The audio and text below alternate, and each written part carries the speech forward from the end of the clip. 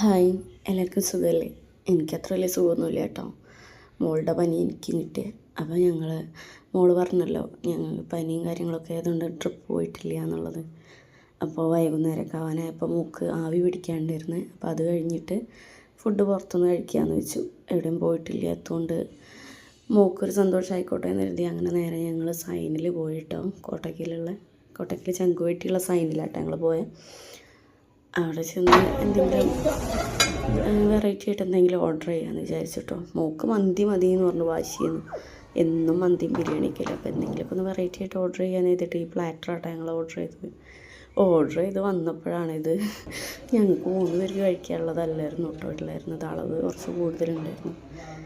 അപ്പോൾ ഞങ്ങൾ 3 പേരും കൂടെ അതൊക്കെ കഴിച്ച് ബാക്കി ഞങ്ങൾ പാഴ്സൽ ചെയ്ത് പോകുന്നു കേട്ടോ.